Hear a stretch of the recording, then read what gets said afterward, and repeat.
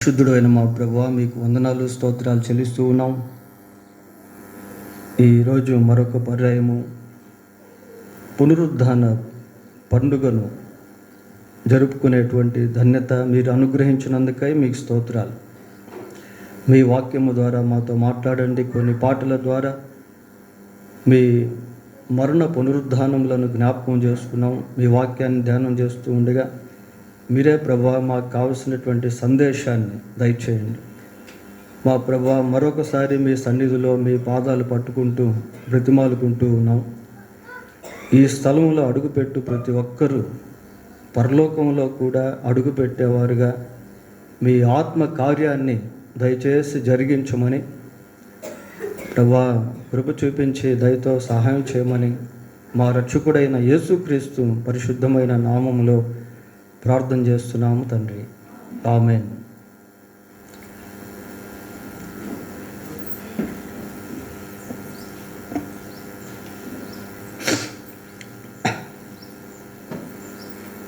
పిల్లరా, ఈరోజు పునరుద్ధాన పండుగను మనం జరుపుకుంటూ ఉన్నాం. ఈ పునరుద్ధానం అనేటువంటిది ఇది మహా ఆశ్చర్యమైన కార్యము. ఇది మానవ మేధస్సుకు అందనటువంటిది, ఆధునిక సాంకేతానికి అతీతమైనటువంటిది, భౌతికవాదులకు అంతు చిక్కనటువంటిది పునరుద్ధానం అంటే. ఈ పునరుద్ధానం గురించి ఒక 4 ప్రశ్నలు మనం వేసుకొని దానిలో నుండి ఒక శ్రేష్టమైనటువంటి సందేశాన్ని ఈరోజు మనం ధ్యానం చేయబోతూ ఉన్నాం. ఏంటి ఆ 4 ప్రశ్నలు అని అంటే, మొట్టమొదటిది పునరుద్ధానం అనగానేమి? పునరుద్ధానం అనగానేమి? రెండవది పునరుద్ధానం ఎవరికి? మూడవది పునరుద్ధానం ఎప్పుడు? నాలుగవది పునరుద్ధానము దేనికి, లేక పునరుద్ధానం ఎందుకు? ఈ 4 ప్రశ్నలు పునరుద్ధానమును గురించి ఒక మంచి సందేశాన్ని మనకు తీసుకుని వస్తున్నాయి ప్రియులారా. కాబట్టి దీన్ని జాగ్రత్తగా మనం విందాం. ప్రారంభం నుండి మా తలంపు ఏంటి అంటే, ఈ స్థలంలో అడుగుపెట్టే ప్రతి ఒక్కరూ నిత్యత్వంలో చూడాలి, పరలోకంలో కూడా అడుగు పెట్టాలి. That is our heartful desire, మా హృదయ కోరిక ప్రియారు. మనం ఈరోజు వినబోచున్నటువంటి సందేశాన్ని మీరు జాగ్రత్తగా అర్థం చేసుకుంటే ఈ పునరుద్ధాన పండుగలో మీరంతా కూడా ధన్యులే. ఎందుకు అంటే, పునరుద్ధానం గూర్చిన గ్రహింపు లేకుండా పునరుద్ధాన పండుగ చేసుకోవటంలో అర్థం అనేది లేదు ప్రియులారా. సరే, మొట్టమొదటి ప్రశ్న, పునరుద్ధానం అనగా ఏమి? వాట్ ఈస్ ద రిజరక్షన్ అనే ప్రశ్న మనం వేసుకున్నప్పుడు యోహాను సువార్త 11వ అధ్యాయము 25వ వచనాన్ని ఒకసారి చదువుకుందాం.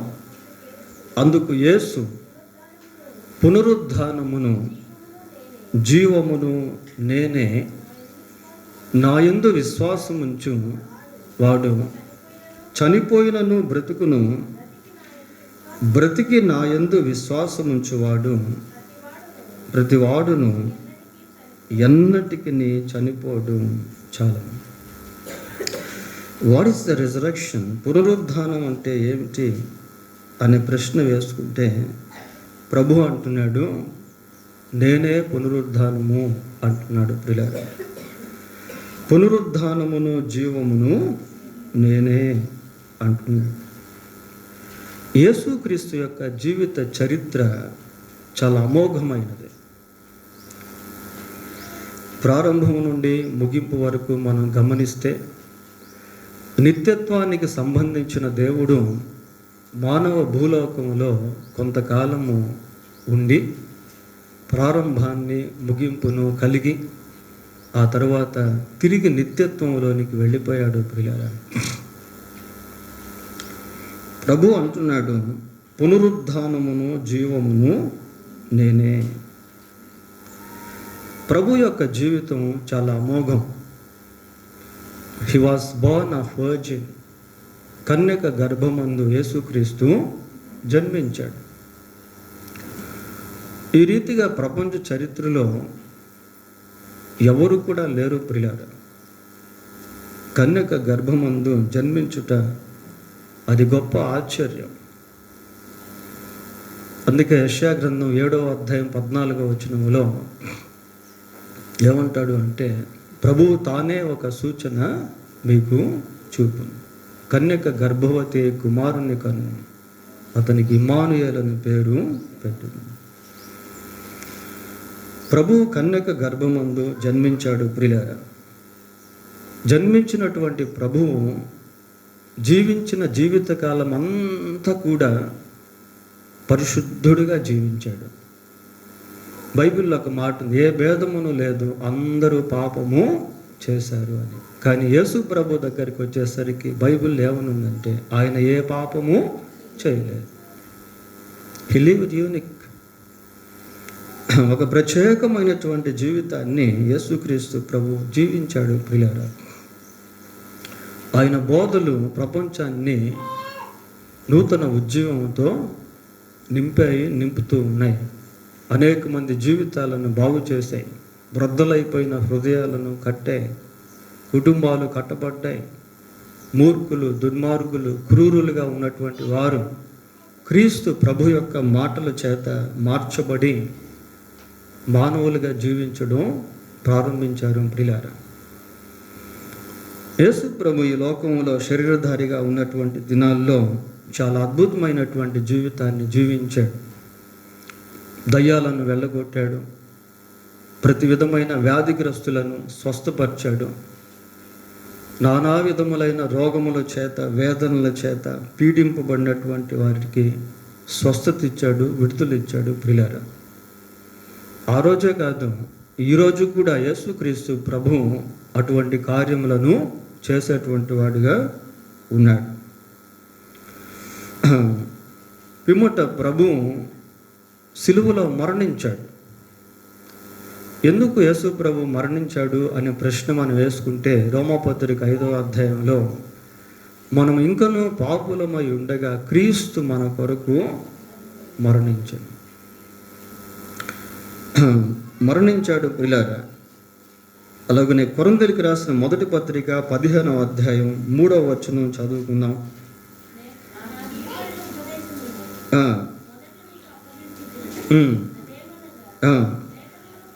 లేఖనముల ప్రకారము క్రీస్తు మన పాపముల నిమిత్తము మృతి పొందెను, సమాధి చేయబడెను, లేఖనముల ప్రకారము 3వ దినమున లేపబడెను. ప్రియులారా, ఈ వచన భాగంలో యేసుక్రీస్తు యొక్క మరణము, యేసుక్రీస్తు యొక్క భూస్థాపన, యేసుక్రీస్తు యొక్క పునరుద్ధానం, ఈ 3 కూడా మనకు కనబడుతున్నాయి. ప్రభువు మరణాన్ని గెలిచి తిరిగి లేచాడు. అదే ఇక్కడ మనం చదువుతూ ఉన్నాం. తిరిగి లేచిన తర్వాత ఆయన ఏదో ఊరికే కొంచెం అలాగా మసగగా కనిపించడం కానీ, లేకుంటే ఉన్నపాటున కనిపిస్తూ అదృశ్యం అయిపోతున్నట్టుగా కానీ, లేక ఏదో ఒక వెలుగులాగా ప్రత్యక్షమై మళ్ళీ అదృశ్యం అయిపోతున్నట్టుగా కానీ లేదు ప్రియులారా. ఆయన మనుషులకు చాలా స్పష్టంగా కనబడ్డాడు. చూడండి, అదే కొరింథీయులకు రాసిన మొదటి పత్రిక 15వ అధ్యాయము 5వ వచనం మనం చదువుకుంటే, ఆయన కేఫాకును తరువాత 12 కనబడెను. అటు పిమ్మట 500కు ఎక్కువైన సహోదరులకు ఒక్క సమయమందే కనబడెను. వీరిలో అనేకులు ఇప్పటి వరకు నిలిచి ఉన్నారు, కొందరు నిద్రించి. తరువాత ఆయన యాకోబునకును, అటు తర్వాత అపోస్తులకు అందరికీ కనబడెను. పునరుద్ధానుడైన తర్వాత యేసుక్రీస్తు ప్రభు అనేకులకు కనిపించాడు ప్రియులారా. అనేకులకు కనిపించాడు. యేసు ప్రభు పునరుద్ధానుడై కనిపించాడు. ఉదయకాలమున మనం విన్నాం కదా, కొద్దిమంది స్త్రీలు ఆ సమాధి దగ్గరికి వచ్చినప్పుడు దేవదూత మాట్లాడుతూ అన్నాడు, ఏమని చెప్పాడు? సజీవుడైన వానిని మీరు మృతుల్లో ఎందుకు వెతుకుచున్నారు? ఆయన లేడు, ఆయన లేచి ఉన్నాడు, ఆయన లేచి ఉన్నాడు అని దేవదూతలు ప్రభువుని గురించి సాక్ష్యం ఇచ్చారు. ప్రియులారా, దేవుని లేఖనాలు యేసుక్రీస్తు యొక్క పునరుద్ధానమును గురించి ఘంటాపదంగా సాక్ష్యం ఇస్తూ ఉన్నాయి. యెరూషలేములో తెరవబడినటువంటి సమాధి యేసుక్రీస్తు పునరుద్ధానుడు అన్న దానికి చక్కటి నిదర్శనంగా చరిత్రలో నిలిచిపోయింది. యేసు ప్రభు తాను మరణాన్ని గెలిచి తిరిగి లేచిన తరువాత 40 రోజులు ఈ భూమి మీద ఉండి తన యొక్క పునరుద్ధానమును గురించి అనేక రుజువులు మనుషులకు ఇస్తూ వచ్చాడు. అపోస్తుల కార్యములు 1వ అధ్యాయము 3వ వచనం చదువుదాం ప్రియులారా.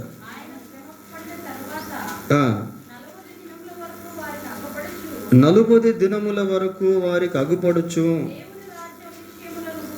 దేవుని రాజ్య విషయములను గూర్చి బోధించుచు అనేక ప్రమాణములను చూపి వారికి తన్ను తాను సజీవునిగా కనపరచు. అనేక ప్రమాణాలు, రుజువులు ప్రియులారా. యేసుక్రీస్తు మరణాన్ని గెలిచి తిరిగి లేచాడు అన్నదానికి అనేకమైనటువంటి రుజువులు ఆయన చూపించాడు ప్రియులారా. ఆ తర్వాత శిష్యులు చూస్తూ ఉన్నటువంటి సమయంలో యేసుక్రీస్తు ప్రభువు ఆ ఒలీవల కొండ మీద నుండి పరలోకమునకు ఆరోహణుడై వెళ్ళిపోయాడు. అపోస్తుల కార్యములు 1వ అధ్యాయం 9వ వచనం. ఈ మాటలు చెప్పి వారు చూచుచుండగా ఆయన ఆరోహణమాయను. వారు చూచుచుండగా ఆయన ఆరోహణము ఆయన. కనుక యేసుక్రీస్తు యొక్క జీవిత చరిత్ర చాలా అమోఘమైనది. పునరుద్ధానమును జీవమును నేనే. కనుక పునరుద్ధానము అనేటువంటిది చాలా ప్రాముఖ్యమైనది ప్రియులారా. ఇప్పుడు మనం మళ్ళీ పునరుద్ధానం గురించిన విషయంలోనికి వద్దాం. మన గురించి ఇప్పుడు కొన్ని విషయాలు తెలుసుకుందాం ప్రియులారా. ప్రభువుని గురించి క్లుప్తంగా మనం విన్నాం. పోతే మన గురించి, మన పునరుద్ధానం గురించి కొన్ని విషయాలు తెలుసుకుందాం. పునరుద్ధానం అనేటువంటి పదము గ్రాంధిక భాష, చాలామందికి అర్థం కాదు. దీన్ని వాడుక భాషలో చెప్పాలి అంటే చనిపోయి బ్రతుకుట అని అర్థం ప్రియులారా. పునరుద్ధానము అంటే చనిపోయి బ్రతుకుట అని అర్థం. చనిపోవుట అనేది ప్రతి ఒక్కరు కూడా నమ్ముతారు లోకంలో. చూడండి ఒకసారి ప్రసంగి గ్రంథం 7వ అధ్యాయము, ప్రసంగి గ్రంథం 7వ అధ్యాయం 2వ వచనం.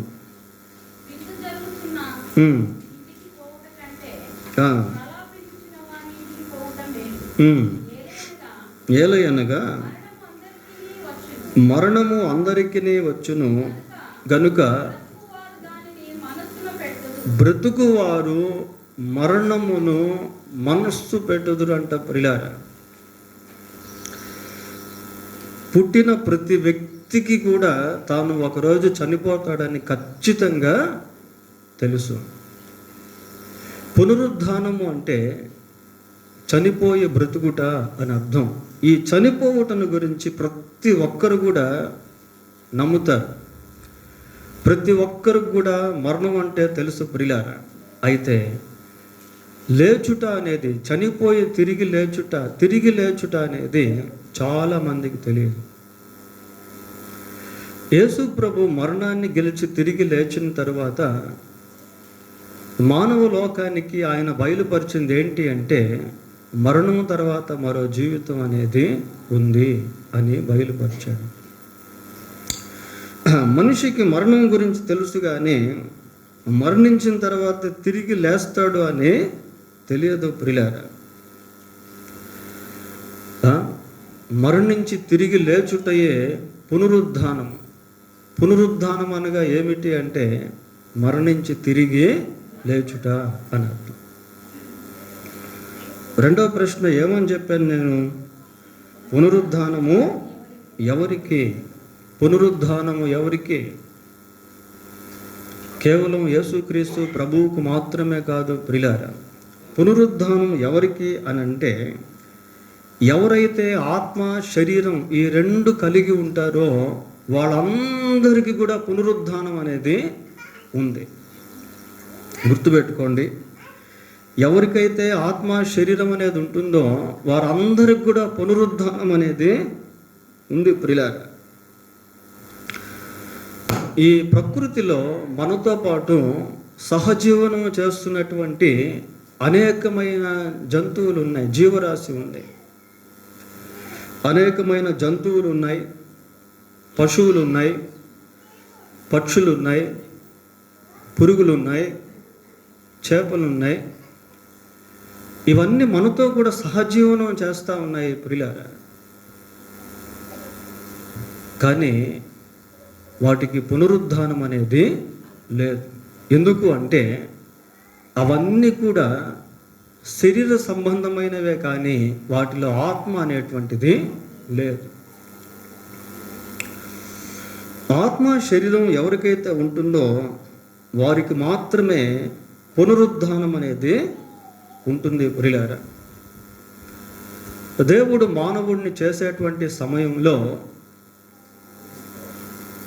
చాలా ఆలోచన చేసి మానవుని సృష్టించాడు. మానవుని యొక్క సృష్టి ఈ భూలోకంలో చాలా అద్భుతమైనది. చూడండి, ఆదికాండం 2వ అధ్యాయము 7వ వచనం చదువుదాం. దేవుడైన యెహోవా నేల మంటితో నరుని నిర్మించి వాని నాసికా రంధ్రములలో జీవవాయువును ఊదగా నరుడు జీవాత్మ ఆయను. మానవుని యొక్క సృష్టి ప్రియులారా, దేవుడు మనిషిని ఏ విధంగా సృష్టించాడు అన్న వాక్యం ఇక్కడ చదువుతా ఉన్నాం. దేవుడైన యెహోవా నేల మంటితో నరుని నిర్మించి వాని నాసికా రంధ్రములో జీవవాయువును ఊదగా నరుడు జీవాత్మాయను. జీవాత్మాయను. కేవలం మానవుడు మాత్రమే ఆత్మ శరీరాన్ని కలిగి ఉన్నాడు ప్రియులారా. ఇక జంతువుల్లో కానీ పశువుల్లో కానీ పక్షుల్లో కానీ అవి శరీరమే కానీ వాటిలో ఆత్మ అనేది ఉండదు. చూడండి, ప్రారంభం నుండి ఇప్పుడు వరకు మనం గమనిస్తే ఏ జంతువు అయినా అప్పుడు ఎలాగుందో ఇప్పుడు కూడా అలాగే ఉంది. ఏ పక్షి అయినా అప్పుడు ఎలాగుందో కొన్ని సంవత్సరాల క్రితం ఇప్పుడు కూడా అలాగే ఉంది ప్రియులారా. కానీ మానవుడు నాటికి నేటికి ఎంతో అభివృద్ధి చెందాడు. మానవుని యొక్క జీవితం చాలా అద్భుతమైనటువంటి విధానంలో ప్రతిరోజు కూడా మార్పు చెందుతూ ఉంది ప్రియులారా. కారణం ఏంటి అంటే మనిషిలో ఉన్నటువంటి ఆత్మ అంత గొప్పది, అంత గొప్పది ప్రియులారా. ఈ ఆత్మ ఎప్పుడైతే మన శరీరంలో నుంచి బయటకు వచ్చేస్తుందో అప్పుడు మనం చనిపోయినట్టు లెక్క. కానీ ఆత్మకు మాత్రం చావు లేదు ప్రియులారా. ఆత్మకు చావు లేదు, అది ఇంకా బ్రతికే ఉంటుంది. కనుక మానవుని యొక్క జీవితానికి మరణం అనేది అంతం కాదు, అది మరొక జీవితానికి ఆరంభం. ఆ ఆరంభమే పునరుద్ధానము ప్రియులారా. పునరుద్ధానం ఎవరికి అంటే మానవునికి అన్న విషయం మనం ఇక్కడ గుర్తుంచుకోవాలి. ఇక్కడ కూర్చున్నటువంటి మనం అందరిలో కూడా ప్రతి వ్యక్తిలో ఒక ఆత్మ అనేది ఉంటుంది. ప్రతి వ్యక్తిలో ఒక ఆత్మ అనేది ఉంటుంది ప్రియులారా. కాబట్టి ఆత్మ శరీరం రెండు మనం కలిగి ఉన్నాం కనుక మనకు పునరుద్ధానం అనేటువంటిది ఉంది. ఈ పునరుద్ధాన పండుగ కేవలం యేసు ప్రభువుకు సంబంధించినదే కాదు, యేసుక్రీస్తు యొక్క పునరుద్ధానము మన పునరుద్ధానానికి మూలరాయి, పునాది లాంటిది ప్రియులారా. So we have the resurrection because we have spirit and flesh. మనకు శరీరము ఆత్మ ఉంది కనుక మనకు పునరుద్ధానం అనేటువంటిది ఉంది. అయితే ఈ పునరుద్ధానం ఎప్పుడు? ఇది చాలా ప్రాముఖ్యమైనది ప్రియులారా. పునరుద్ధానం అంటే ఏంటి? 1, 2 పునరుద్ధానం ఎవరికి అని చెప్పుకున్నాం. 3వది ఈ పునరుద్ధానం ఎప్పుడు? యేసుక్రీస్తు ప్రభు పునరుద్ధానం అయిపోయింది. ఆయన మరణాన్ని గెలిచి తిరిగి లేచాడు కనుక ఈరోజు యావత్ ప్రపంచము ప్రభు యొక్క పునరుద్ధాన పండుగను జరిపించుకుంటూ ఉన్నారు ప్రియులారా. అయితే మానవ విషయానికి వచ్చేసరికి మనిషికి కూడా పునరుద్ధానం అనేటువంటిది ఉంది. ఎందుకు అంటే మనలో ఆత్మ శరీరం ఈ 2 కూడా ఉన్నాయి. దేవదూతలకు పునరుద్ధానం లేదు. దేవదూతలందరూ కూడా ఆత్మస్వరూపులు, వారికి శరీరాలు లేవు. కానీ మనిషికి మాత్రము ఆత్మ శరీరం 2 ఉన్నాయి కనుక శరీరం ఉంటే మరణం, మరణం ఉంటే పునరుద్ధానం. శరీరం ఆత్మ 2 ఉన్నప్పుడే పునరుద్ధానం అనేది జరుగుతుంది ప్రియులారా. సరే, ఎప్పుడు ఈ పునరుద్ధానం? దీంట్లో 2 కేటగిరీస్ అనేవి ఉన్నాయి. 2 వర్గాలు అనేటువంటివి ఈ పునరుద్ధానంలో ఉండుట బైబిల్లో మనం చూస్తాం ప్రియులారా. ఏంటి ఆ 2 వర్గాలు అని అంటే, చూడండి, అపోస్తుల కార్యములు 24వ అధ్యాయము, అపోస్తుల కార్యములు 24వ అధ్యాయము 15వ వచనాన్ని చదువుకుందాం.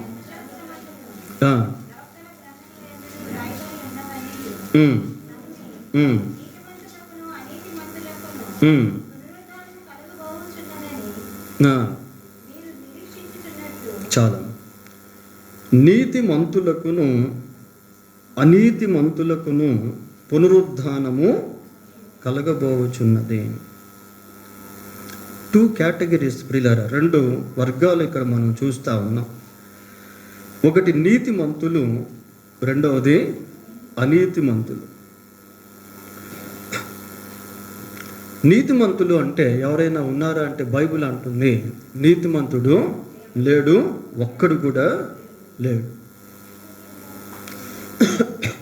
నీతిమంతులు లేడు, ఒక్కడు కూడా లేడు. అయితే యేసుక్రీస్తు ప్రభు సిలువలో మరణించి ఎప్పుడైతే తిరిగి లేచాడో ఆ తిరిగి లేచుటలో మానవుడు నీతిమంతుడుగా మారే అవకాశాన్ని దేవుడు ఏర్పాటు చేశాడు. అంటే పునరుద్ధానం ఎంత గొప్పదో చూడండి. రోమాపత్రిక 4వ అధ్యాయం 25వ వచనం, మన అపరాధముల నిమిత్తము అప్పగింపబడి మనము నీతిమంతులముగా తీర్చబడుటకు లేపబడేను. చూడండి ప్రియులారా, మనిషి నీతిమంతుడిగా తీర్చబడేదానికి యేసుక్రీస్తు యొక్క పునరుద్ధానము ఒక పునాది లాంటిది. మనం నీతిమంతులంగా తీర్చబడాలి. That is the major purpose of God towards human beings. మానవుల పట్ల దేవుని ముఖ్య ఉద్దేశం అలాంటిది ప్రియులారా. అందుకే యేసుక్రీస్తు ప్రభు సిలువలో మరణించాడు. మనం నీతిమంతులుగా తీర్చుటకు ఆయన మరలా తిరిగి లేచాడు. మనం ఎప్పుడు నీతిమంతులముగా మారగలము అంటే చూడండి, రోమాపత్రిక 5వ అధ్యాయం 1వ వచనం, కాబట్టి విశ్వాస మూలమున మనము నీతిమంతులముగా తీర్చబడి. చాలా సో దేవుని వాక్యం ఎంత స్పష్టంగా మనిషికి అర్థమయ్యేటువంటి విధానంలో దేవుడు రాయించాడో చూడండి ప్రియులారా. మనం బైబిల్ని జాగ్రత్తగా చదివితే దేవుడు నీతో మాట్లాడతాడు. దేవుడు నీతో మాట్లాడతాడు.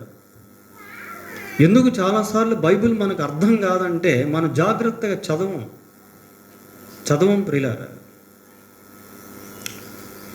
ఎంత స్పష్టంగా ఉందో చూడండి. ఇంకోసారి చదవండి. కాబట్టి విశ్వాస మూలమున మనము నీతిమంతులముగా తీర్చబడి. యేసుక్రీస్తునందు విశ్వాసం ఉంచుట వలన మనం నీతిమంతులముగా తీర్చబడతాం. యేసుక్రీస్తు యొక్క రక్తము ద్వారా మనం నీతిమంతులముగా తీర్చబడతాం. ప్రియులారా, ఈ నీతిమంతులుగా తీర్చబడినటువంటి వారికి పునరుద్ధానం అనేది ఉంది. అనీతిమంతులకు కూడా ఉంది. కానీ పునరుద్ధానంలో విభాగాలు అనేటువంటివి ఉన్నాయి. సరే, నీతిమంతులుగా తీర్చబడినటువంటి వారికి పునరుద్ధానం ఉంది అని మనము చూస్తా ఉన్నాం. ఎప్పుడు ఈ పునరుద్ధానము అని అంటే, చూడండి, దెస్సలోనికీయులకు రాసిన మొదటి పత్రిక 4వ అధ్యాయం, జాగ్రత్తగా దేవుని వాక్యాన్ని విందాం. 16వ వచనం. ఆర్భాటముతోను ప్రధాన దూత శబ్దముతోను దేవుని బూరతోను పరలోకము నుండి ప్రభు దిగి వచ్చును. క్రీస్తు నందు ఉండి మృతులైన వారు మొదట లేతురు. ప్రియులారా, ఈ లేవటమే పునరుద్ధానము అంటే. నేను ఇందాక మీకు చెప్పాను కదా, చనిపోయి తిరిగి లేచుటయే పునరుద్ధానము. క్రీస్తునందు ఉండి మృతులైపోయారు. వీళ్ళంతా చనిపోయారు. అంటే వీళ్ళు చనిపోకముందు యేసుక్రీస్తునందు విశ్వాసం ఉంచి కొంతకాలం జీవించి చనిపోయారు. ప్రియులారా, మళ్ళా చెప్పాలి అంటే, చనిపోకముందు యేసుక్రీస్తునందు వీళ్ళంతా కూడా విశ్వాసము ఉంచారు. క్రీస్తునందు ఉంటే అదే అన్నమాట అర్థం. క్రీస్తునందు ఉన్నవారు మొదట లేతురు. ఎప్పుడు పునరుద్ధానము అంటే, యేసుక్రీస్తు ప్రభు ఆకాశ మండలానికి వస్తాడు. ఆకాశ మండలానికి వచ్చినప్పుడు అప్పటికే ఈ భూమి మీద ఎంతమంది అయితే యేసుక్రీస్తునందు విశ్వాసం ఉంచి చనిపోయి ఉంటారో వాళ్ళందరూ కూడా ఆ రోజు తిరిగి లేస్తారు. ప్రియులారా, వాళ్ళందరూ కూడా ఆ రోజు తిరిగి లేస్తారు. ఆత్మకు మరణం అనేది లేదు. వాళ్ళందరూ కూడా తిరిగి లేస్తారు. తిరిగి లేచి యేసు ప్రభువును కలుసుకుంటకు ఆకాశ మండలానికి వెళ్తారు. కొరింథీయులకు రాసిన మొదటి పత్రిక 15వ అధ్యాయము 23వ వచనం చదువుదాం. ప్రతి వాడును తన తన వరసులోనే బ్రతికింపబడును. ప్రతి వాడు అట ప్రియులారా, నీతిమంతులైన అనీతిమంతులైన సమస్త మానవ కోటి, ప్రతి వాడును తన తన వరసులోనే బ్రతికింపబడును. ప్రథమ ఫలము క్రీస్తు. ప్రథమ ఫలము క్రీస్తు అంటే, ఇప్పటి వరకు ప్రపంచ చరిత్రలో మరణించినటువంటి వారు కోట్ల సంఖ్యలో ఉన్నారు. కానీ తిరిగి లేచుటలో ఒకే ఒక వ్యక్తి ఉన్నాడు. ఆయన యేసుక్రీస్తు ప్రభువు. ప్రియులారా,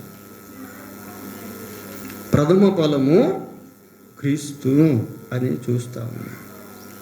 ప్రథమ ఫలము క్రీస్తు. తరువాత క్రీస్తు వచ్చినప్పుడు ఆయన వారు బ్రతికింపబడు. క్రీస్తు వచ్చినప్పుడు, యేసుక్రీస్తు ప్రభు ఎప్పుడైతే మధ్యాకాశానికి వస్తాడో, ఆకాశ మండలానికి వస్తాడో, ఆయన వారు బ్రతికింపబడతారు. ప్రియులారా, ఆయన వారు అంటే ఆయన యందు విశ్వాసం ఉంచినటువంటి వారు, ఆయన రక్తములో కడగబడినటువంటి వారు, ఆయన ద్వారా పాప క్షమాపణ పొందినటువంటి వారు, ఆయన ప్రజలుగా ఎంచబడినటువంటి వారు. ఆయన వారు అంటే క్రైస్తవులని కాదు అర్థం. క్రైస్తవులని కాదు ప్రియులారా. క్రైస్తవత్వం అనేది ఒక మత సంబంధమైన మాట.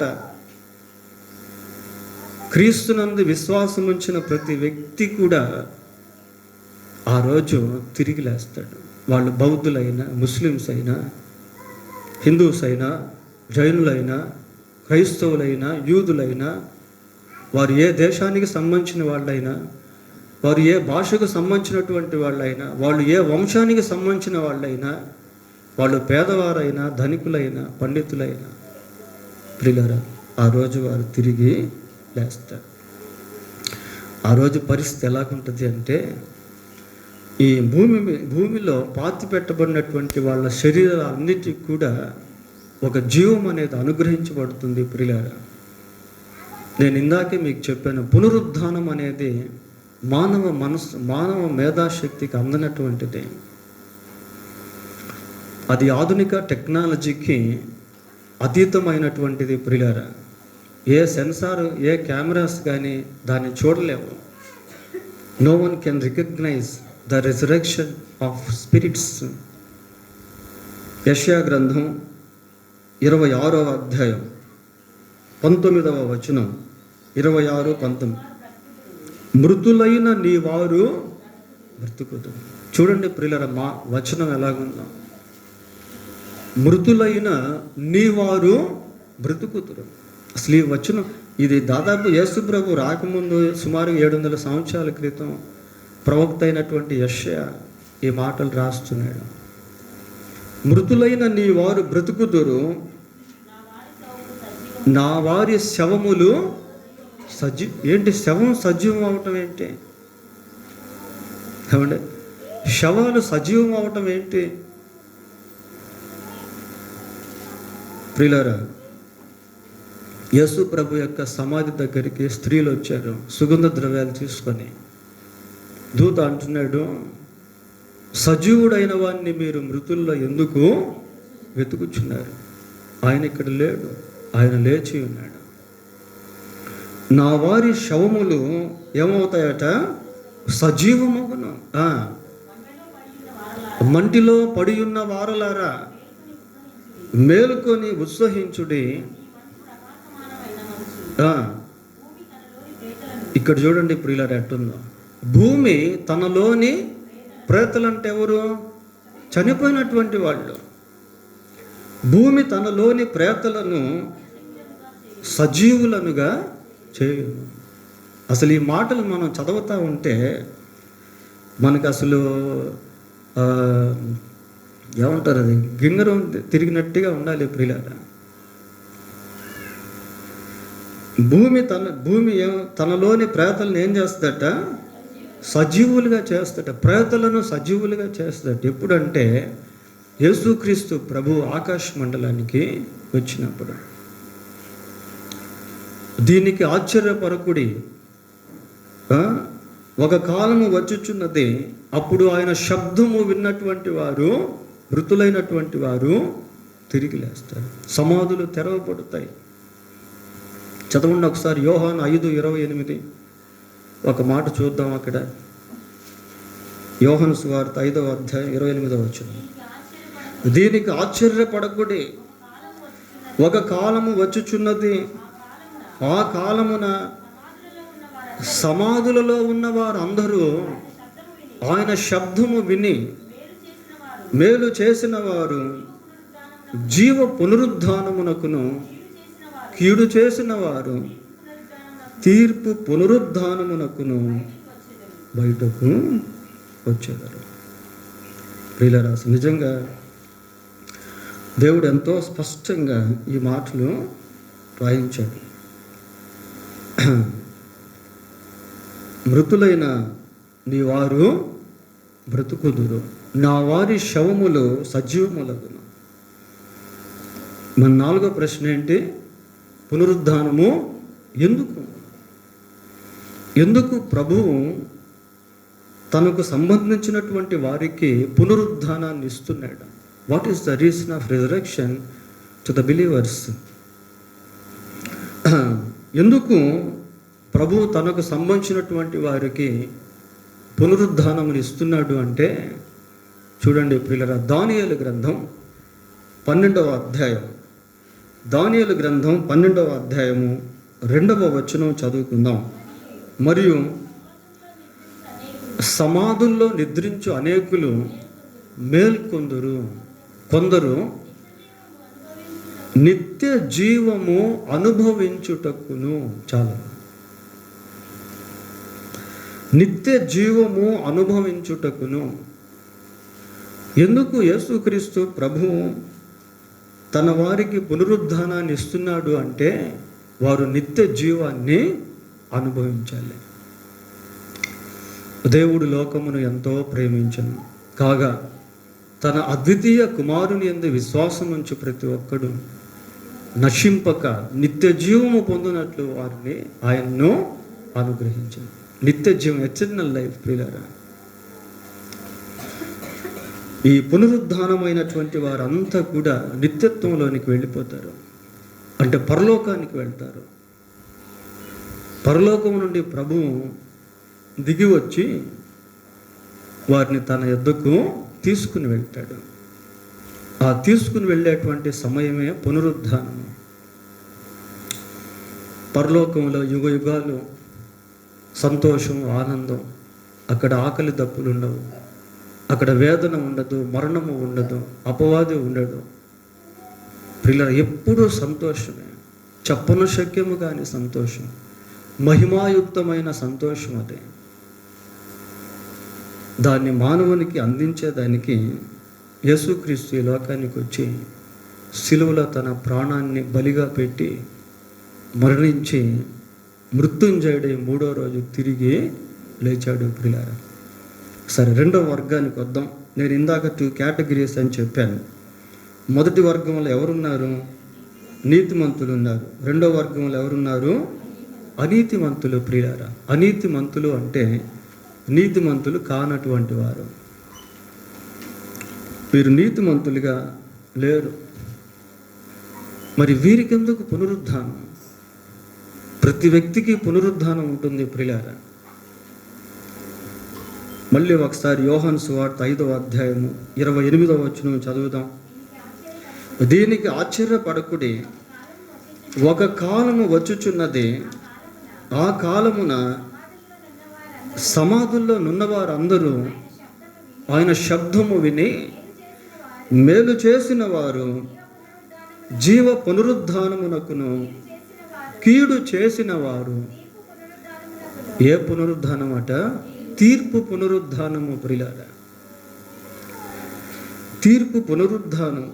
అనీతిమంతులుగా ఉన్నటువంటి వాళ్ళందరూ కూడా తీర్పులోనికి వస్తారు. మనిషికి మరణించేంత వరకే తెలుసు ప్రియులారా, ఆ తర్వాత తెలియదు. ఆ తర్వాత ఏంటో అనేది బైబిల్ చెప్తా ఉంది. చూడండి ఒకసారి హెబ్రీ పత్రిక 9వ అధ్యాయం 27వ వచనం. 9:27. మనుషులు ఒక్కసారే మృతి పొందవలెను,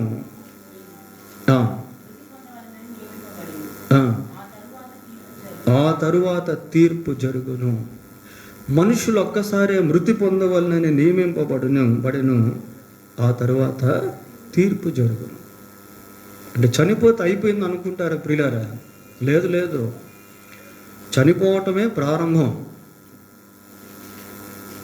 చనిపోవటమే ప్రారంభం ప్రియులారా. అది పునరుద్ధానం ముందు జరుగుతుంది. మనుషులు ఒక్కసారే మృతి పొందవలన నియమింపబడను, అటు తర్వాత తీర్పు జరుగును. ఆ తీర్పే అంతిమ తీర్పు. ఆ తీర్పే అంతిమ తీర్పు ప్రియులారా. చూడండి ప్రకటన గ్రంథం 20వ అధ్యాయము, ప్రకటన గ్రంథం 20వ అధ్యాయము 11వ వచనం చదువుదాం.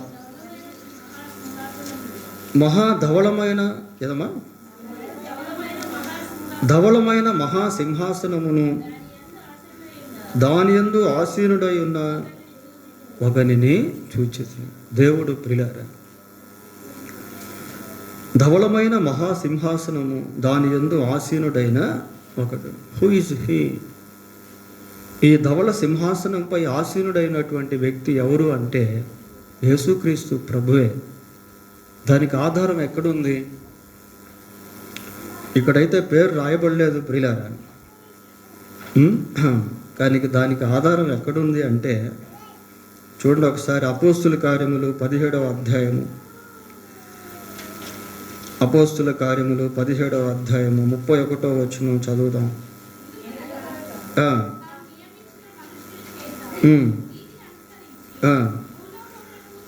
భూలోకమునకు తీర్పు తీర్చబోయేది ఒక దినమును నిర్ణయించి ఉన్నాడు. మృతుల్లో నుండి ఆయనను లేపినందున దీని నమ్ముటకు అందరికీ ఆధారము కలుగు. ప్రియులారా, పునరుద్ధానుడైనటువంటి యేసుక్రీస్తు ప్రభువే ఆ ధవళమైన మహాసింహాసనమందు ఆసీనుడై భూలోకానికి తీర్పు తీరుస్తాడు. ఈ తీర్పు తీర్చబడేటువంటి సమయంలో ఇక్కడ కనిపించేటువంటి వీళ్ళంతా కూడా అనీతిమంతులు. ప్రియారా, అనీతిమంతులకు మాత్రమే తీర్పు జరుగుతుంది. క్రీస్తునందు విశ్వాసం ఉంచినటువంటి వారు నీతిమంతులుగా తీర్చబడ్డారు కనుక వారికి ఇంకా తీర్పు లేదు. వాళ్ళు నీతిమంతులుగా తీర్చబడిపోయారు. There is no any judgment for them. వారికి తీర్పు ఇంకా లేదు ప్రియులారా. ఆల్రెడీ తీర్చబడ్డారు అంటే జడ్జిమెంట్ అయిపోయిందని అర్థం. సరే, ఇక్కడికి వద్దాం. పారిపోయాను. మరియు గొప్పవారేమి కొద్దివారేమి మృతులైన వారందరూ ఆ సింహాసనం ఎదుట నిలువబడి ఉండుట చూచితిని. మృతులైన వారు ప్రియులారా మళ్ళీ వచ్చారు ఇక్కడికి. ఇదేంటి, చనిపోతే అయిపోయింది అనుకున్నామే, మరణమే చివరిది అనుకున్నాము. మరణించిన వాళ్ళంతా మళ్ళీ ఆ సింహాసనం దగ్గరికి వస్తున్నారు ప్రియులారా. ఎవరెవరున్నారో తెలుసా? గొప్పవారేమి కొద్దివారేమి మృతులైన వారందరూ ఆ సింహాసనం ఎదుట నిలువబడి ఉండుట చూచితిని. కొద్దివారు గొప్పవారు అంటే అందరూ అని అర్థం, ఏ భేదం లేదు అని అర్థం. వాళ్ళు సైంటిస్టులు అయినా, డాక్టర్స్ అయినా, యాక్టర్స్ అయినా, పేరు ప్రఖ్యాతులు కలిగిన వాళ్ళైనా, ధనికులైనా. ఇది చాలా దుఃఖకరమైనటువంటి ఈవెంట్ ప్రియులారా. కోటాను కోట్ల ఆత్మలు from the beginning of the age, యుగ ప్రారంభం నుండి, కయ్యం నుండి అనుకున్నాం, లేకపోతే ఆ రోజు అక్కడికి వస్తారు. ఆత్మలు ఏ విధంగా ఉంటాయనేది ఇక్కడ మనం చూస్తాము ప్రియులారా. గొప్పవారేమి కొద్దివారేమి మృతులైన వారందరూ ఆ సింహాసనం ఎదుట నిలువబడి ఉండుట చూచితిని. అప్పుడు గ్రంథములు విప్పబడెను, మరియు జీవ గ్రంథము అను వేరొకని గ్రంథము విప్పబడెను. ఆ గ్రంథముల యందు వ్రాయబడి ఉన్న వాటిని బట్టి తమ క్రియల చొప్పున మృతులు తీర్పు పొందిర్రి. సముద్రము తనలో ఉన్న మృతులను అప్పగించెను. భూమి మీద సముద్రం విశాలమైనది ప్రియులారా. సముద్రంలో ఎంతమంది అయితే మృతులు ఉన్నారో ఆ మృతులన్నిటినీ కూడా సముద్రం దేవుని సింహాసనం దగ్గరికి తీసుకుని వస్తుంది. సముద్రము తనలో ఉన్న మృతులను అప్పగించెను. మరణమును పాతాళ లోకమును వాటి వశములోనున్న మృతులను అప్పగించెను. పాతాళములో మృతులు, ఆత్మలు, చనిపోయిన వాళ్ళు ఇంకా భూమి మీద ఉండేదానికి లేదు ప్రియులారా. ఆత్మలంతా కూడా పాతాళానికి వెళ్ళిపోవాల్సిందే. పాతాళము వాటి వశంలో ఉన్న మృతులను అప్పగించెను. వారిలో ప్రతివాడు తన క్రియల చొప్పున తీర్పు పొందెను. మరణమును మృతుల లోకమును అగ్నిగుండములో పడవేయబడెను. ఈ అగ్నిగుండము రెండవ మరణము. ఎవని పేరైనను జీవగ్రంథమందు వ్రాయబడినట్టు కనబడని ఎడల వాడు అగ్నిగుండములో పడవేయబడెను. మరణమును మృతుల లోకమును అగ్నిగుండములో పడవే. అగ్నిగుండం అంటే నరకము ప్రియారా, నరకము. ఆ నరకము అగ్ని గంధకములతో అది మండుతూ ఉంటుంది. అది కూడా బైబిల్లోనే ఉంది. పిరికివారును, అవిశ్వాసులను, అసహ్యులను, నరహంతకులను, వ్యభిచారులను, మాంత్రికులను, విగ్రహారాధికులను, అబద్ధికులు అందరూ అగ్ని గంధకములతో మండు గుండములో పాలు పొందుదురు. ఇది రెండవ అగ్ని గంధకాలు ప్రియులారా. నరకములో అగ్ని ఆరదు, ఆత్మ చావదు. చావులేనటువంటి ఆత్మ ఆరని అగ్నిలో యుగ యుగాలు శిక్ష అనుభవిస్తుంది. అట్టి శిక్ష నుండి తప్పించేదానికి యేసు ప్రభు ఈ లోకానికి వచ్చాడు. ఎవరైతే యేసుక్రీస్తునందు విశ్వాసం ఉంచుతారో వారి పేర్లు జీవ గ్రంథంలో రాయబడతాయి ప్రియులారా. అదే ఇక్కడ మనం చూస్తాం. ఎవని పేరైనను జీవ గ్రంథమందు. ఈ జీవ గ్రంథం ఎవరిదో తెలుసా? యేసు ప్రభువుది. ఈ జీవ గ్రంథం యేసు ప్రభువుది ప్రియులారా. చూడండి 21:27 చదువుదాం.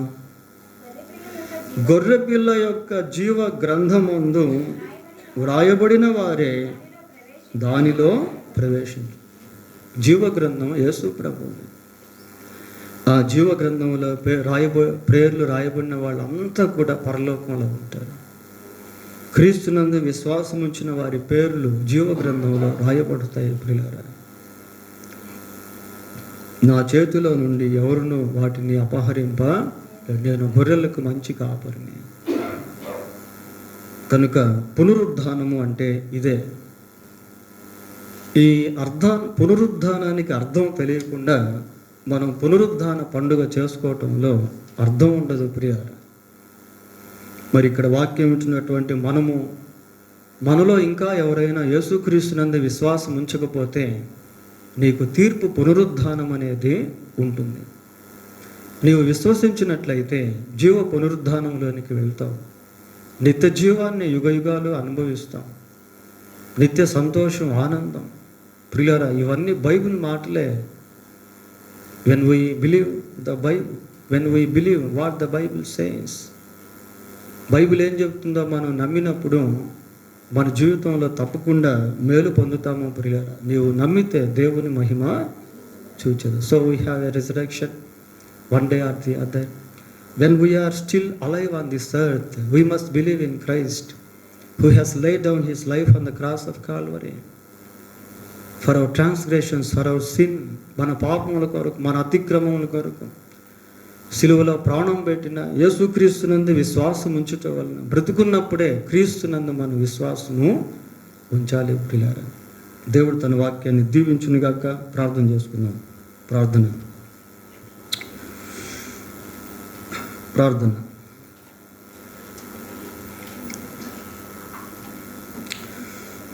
ఒక్క నిమిషం అందరూ ప్రార్థన చేసుకోండి ప్రియులారా.